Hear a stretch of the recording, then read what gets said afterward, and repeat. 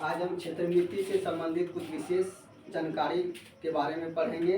जैसे कि ये वृत्त है, वृत्त किसे कहेंगे, बेलन किसे कहेंगे या बेलन कैसा होता है, इस सब के बारे में पढ़ें।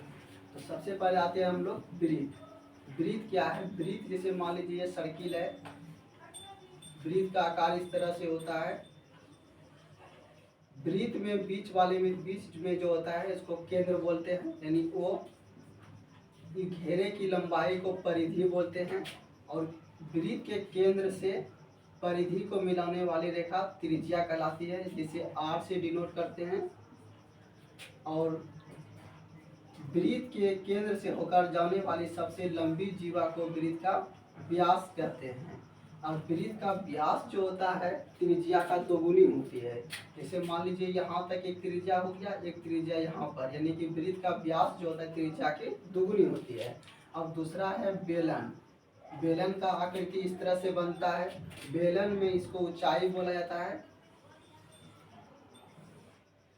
ये त्रिज्या, ये इसका आकार वृत्ताकार होगा और ये भी वृत्ताकार होगा। इसके बाद तीसरा नंबर है शंकु। शंकु किस तरह का होता है? शंकु की आकृति इस तरह से होता है। शंकु में इसको ऊंचाई बोला जाता है, इसको तिर्यक ऊंचाई यानी तिरछी लंबाई बोलते हैं, और ये शंकु की त्रिज्या।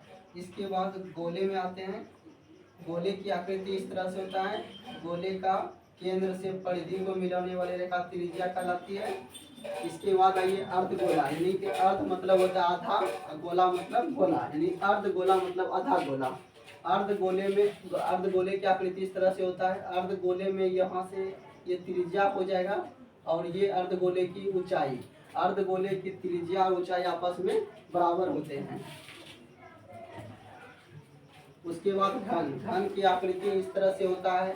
घन की आकृति में ये साइड कहलाता है, यानी भुजा कहलाता है। इसको भी भुजा बोलेंगे, यानी प्रत्येक किनारा को भुजा बोलेंगे। अब उसके बाद आते हैं घनाभ। घनाभ की आकृति इस तरह से होता है। घनाभ में इसको लंबाई बोलते हैं, इसको ऊंचाई बोला जाता है, और ये चौड़ाई बोलते हैं इसको। इसके बाद त्रिभुज है। त्रिभुज में इसको आधार बोलते हैं। ये त्रिभुज की ऊंचाई कहलाता है।